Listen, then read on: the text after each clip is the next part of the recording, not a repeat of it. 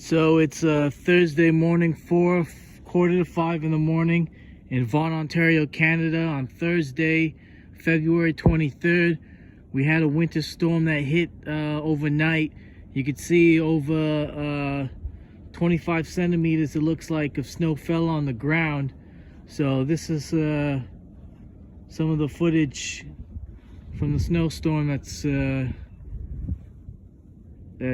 taken place overnight, and this driveway is in the process of being cleaned. So yeah, Thursday, February 23rd.